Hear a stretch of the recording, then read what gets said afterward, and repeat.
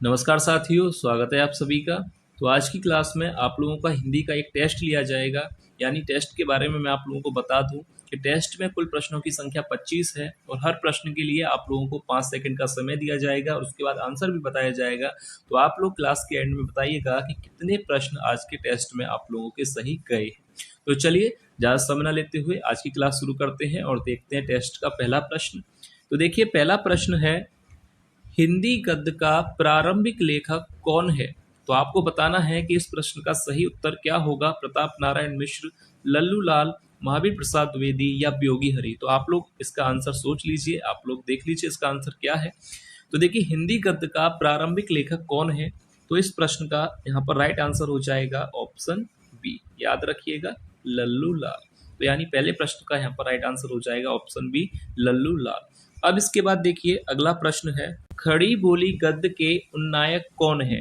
तो यहाँ पर आपको बताना है कि खड़ी बोली गद्य के उन्नायक कौन है। भारतेंदु हरिश्चंद्र हैं, बालकृष्ण भट्ट हैं या मुंशी सदा सुखलाल हैं या प्रताप नारायण मिश्र हैं।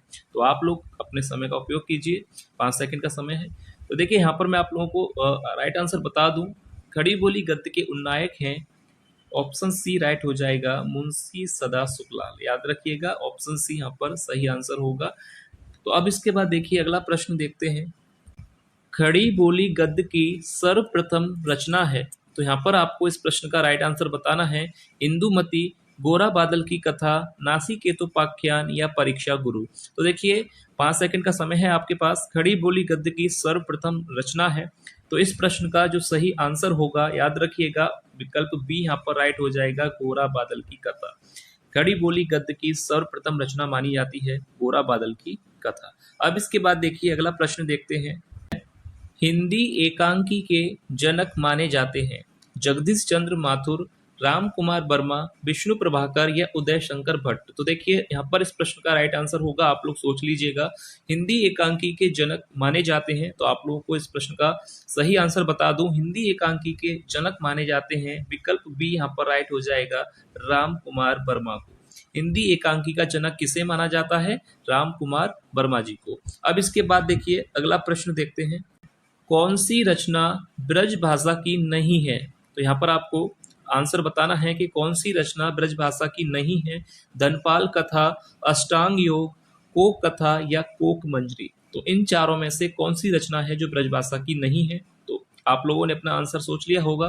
तो देखिए सही यहाँ पर उत्तर हो जाएगा कि कौन सी रचना ब्रज भाषा की नहीं है। तो याद रखिएगा, पहला ही विकल्प यहाँ पर सही है, धनपाल कथा, जो कि ब्रज भाषा में नहीं लिखी गई है। बाकी यहाँ पर जो तीनों रचनाएं हैं वो तीनों ही रचनाएं ब्रज भाषा में लिखी गई हैं। तो याद रखिए, धनपाल कथा यहाँ पर इस प्रश्न का सही उत्तर हो जाएगा। अब इसके बाद देखिए अगला प्रश्न देखते हैं, महावीर प्रसाद द्विवेदी को किस संस्था ने आचार्य की उपाधि से सम्मानित किया था?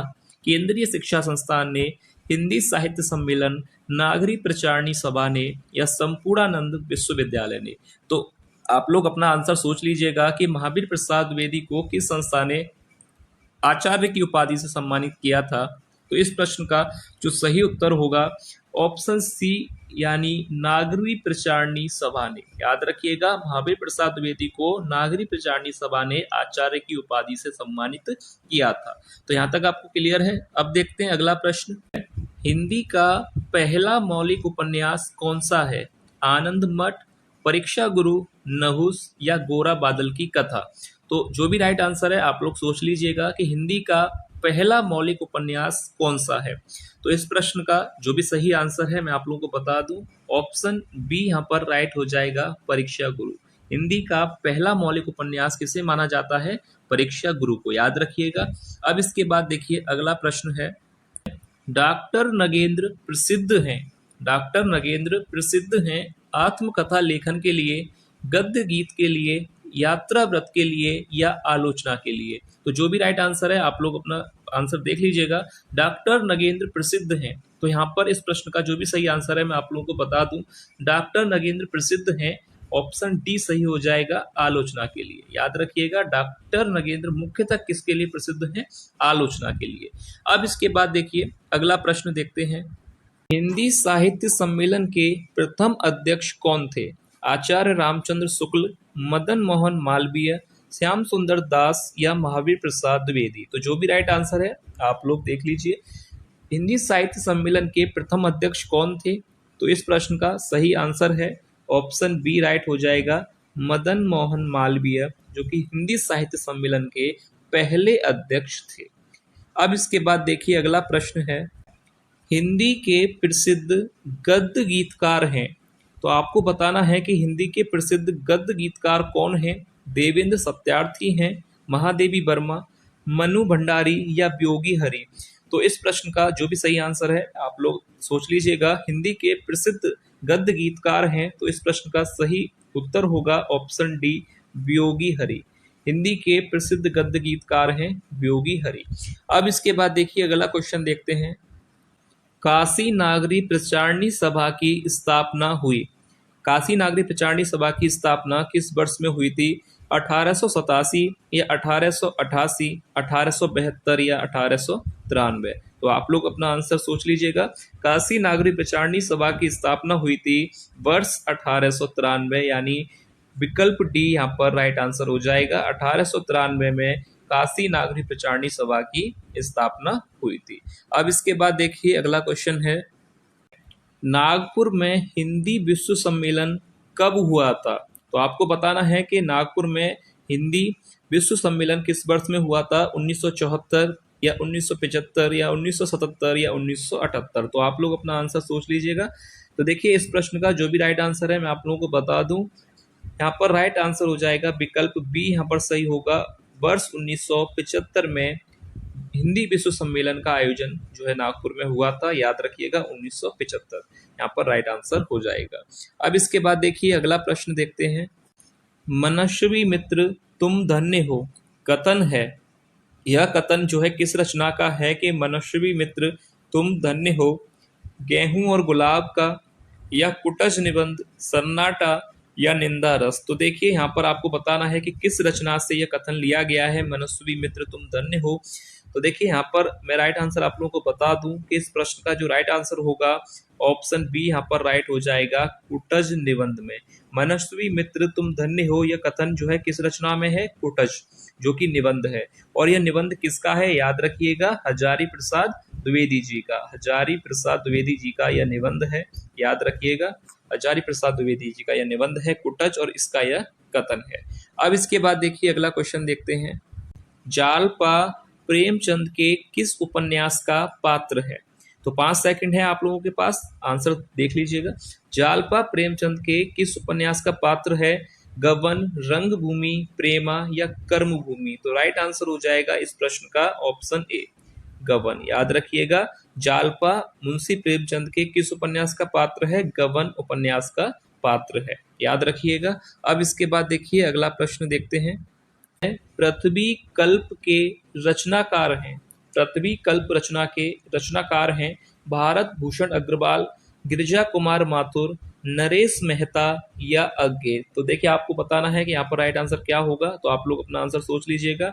तो देखिए इस प्रश्न का राइट आंसर मैं आपको बता दूं, पृथ्वी कल्प रचना के जो रचनाकार हैं वह हैं गिरिजा कुमार माथुर, यानी विकल्प बी यहाँ पर राइट आंसर हो जाएगा। पृथ्वी कल्प के लेखक कौन है? गिरिजा कुमार माथुर।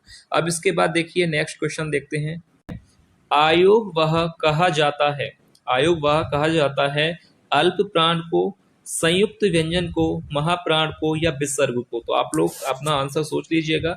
अयोग वाह किसे कहा जाता है? तो इस प्रश्न का राइट आंसर हो जाएगा विकल्प डी, विसर्ग को। यानी अयोग वाह कहा जाता है किसको? विसर्ग को। ये परीक्षा के लिए अच्छा प्रश्न है, इंपोर्टेंट प्रश्न है, परीक्षा में आपसे पूछा जा सकता है। तो याद रखिएगा अयोग वाह कहा जाता है विसर्ग को। अब इसके बाद देखिए नेक्स्ट क्वेश्चन देखते हैं, चौराहा में कौन सा समास है? तत्पुरुष समास, बहुब्रीहि समास, द्विगु समास या कर्मधारय समास। तो ये हिंदी की परीक्षा का व्याकरण का काफी अच्छा प्रश्न है जो काफी बार परीक्षा में पूछा गया है। तो याद रखिएगा, आप लोग अपना आंसर सोच लीजिए पहले। अब देखिए इस प्रश्न का जो भी राइट आंसर है मैं आप लोगों को बता दूं, विकल्प सी यहाँ पर सही हो जाएगा, द्विगु समास। याद रखिएगा चौराहे में कौन सा समास है? द्विगु समास। अब इसके बाद देखिए नेक्स्ट क्वेश्चन देखते हैं, अत्याचार शब्द में उपसर्ग है। अत्याचार शब्द में उपसर्ग आपको बताना है। विकल्प दिए गए हैं आ, अत, अति या अत्य। तो देखिए यहाँ पर जो भी राइट आंसर है पहले आप लोग देख लीजिए।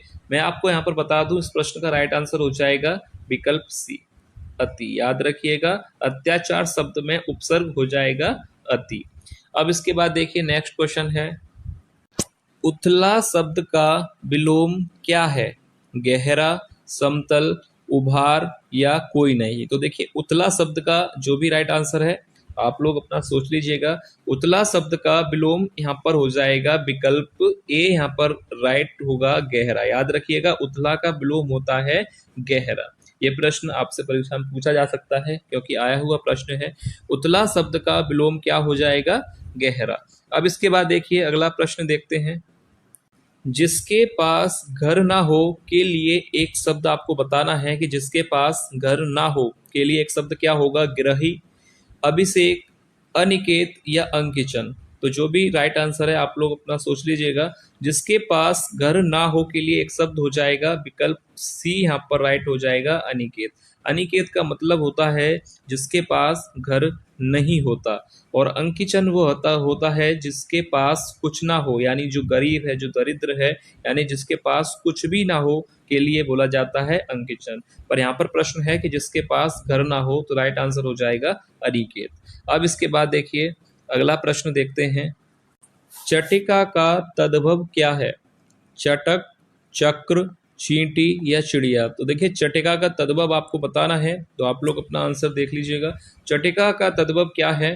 तो इस प्रश्न का जो राइट आंसर हो जाएगा मैं आपको बता दूं, ऑप्शन डी यहाँ पर राइट होगा चिड़िया।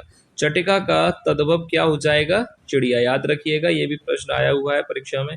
चटिका का तद्भव हो जाएगा चिड़िया, यानी विकल्प डी। अब इसके बाद देखिए अगला प्रश्न देखते हैं, मोर का पर्यायवाची शब्द है। मोर का पर्यायवाची शब्द आपको बताना है कि क्या होगा? कलापी, तड़ित, विसिक या विचक्षण। तो राइट आंसर इस प्रश्न का आप लोग सोच लीजिएगा। मैं आपको बता दूं इस प्रश्न का राइट आंसर क्या होगा। मोर का पर्यायवाची शब्द होता है कलापी। पहला ही विकल्प यहाँ पर सही हो जाएगा। ठीक है, याद रखिएगा मोर का पर्यायवाची शब्द है कलापी, याद रखिएगा। अब इसके बाद देखिए नेक्स्ट क्वेश्चन है, निम्नलिखित में से शुद्ध शब्द है। तो ये प्रश्न काफी बार परीक्षा में पूछा गया है, हिंदी की ज्यादातर परीक्षा में ये प्रश्न आता है कि इसमें से शुद्ध शब्द पूछा जाता है कि शुद्ध वर्तनी वाला शब्द कौन सा है। तो आप लोग भी अपना आंसर सोच लीजिएगा। मैं आपको बता दूं इस प्रश्न का जो सही आंसर हो जाएगा, यानी शुद्ध शब्द यानी शुद्ध वर्तनी है। याद रखिएगा, ध्यान से देख लीजिएगा, ये काफी कंफ्यूज करता है। ऑप्शन बी यहाँ पर सही हो जाएगा। ठीक है, याद रखिएगा शुद्ध वर्तनी वाला शब्द इनमें से कौन सा है? Option B. ध्यान से देख लीजिएगा क्योंकि ये परीक्षा में हो सकता है इस बार भी पूछा जाए। अब देखिए इसके बाद अगला क्वेश्चन देखते हैं, उत्साह शब्द का विशेषण होगा। यहाँ पर आपको बताना है कि उत्साह शब्द का विशेषण क्या होगा। उत्साह या उत्साहित होगा या उत्सव या उत्साही। तो देखिए विशेषण पूछा है तो उत्साह शब्द का जो विशेषण हो जाएगा विकल्प बी यहाँ पर सही हो जाएगा, उत्साहित। याद रखिएगा उत्साह शब्द का विशेषण क्या हो जाएगा? उत्साहित। अब इसके बाद अगला प्रश्न देखते हैं जो कि आज के टेस्ट का लास्ट प्रश्न है, राम की गाय बहुत काली है, वाक्य में काली शब्द क्या है? राम की गाय बहुत काली है, वाक्य में पूछा गया है कि काली शब्द क्या है? सर्वनाम है या क्रिया है, विशेषण है या प्रिविशेषण है। तो यहाँ पर आपको बताना है कि राम की गाय बहुत काली है। काली शब्द यहाँ पर क्या होगा? तो देखिए विकल्प ए और बी तो यहाँ पर हो नहीं सकता, ना ही ये सर्वनाम है और ना ही ये क्रिया है। विशेषण और प्रिविशेषण से ही एक यहाँ पर राइट होगा। तो देखिए मैं आपको बता दूं विशेषण क्या होते हैं, जो संज्ञा और सर्वनाम की विशेषता बताते हैं। प्रिविशेषण क्या होता है? जो विशेषण की भी विशेषता बताता है। तो काली शब्द यहाँ पर जो है किसकी विशेषता बता रहा है? गाय की। तो काली जो शब्द है वो यहाँ पर हो जाएगा विशेषण। ऑप्शन सी यहाँ पर राइट आंसर हो जाएगा, याद रखिएगा। तो ये था आज के टेस्ट का अंतिम प्रश्न। तो आप लोग जरूर बताइएगा कि आपके इस टेस्ट में कितने प्रश्न जो है सही गए हैं कमेंट करके, और किसी भी प्रश्न पर आपको कोई भी डाउट लगता है तो आप लोग पूछ सकते हैं। तो चलिए मिलते हैं नेक्स्ट क्लास में ऐसे ही और महत्वपूर्ण एमसीक्यू के साथ। तब तक के लिए धन्यवाद।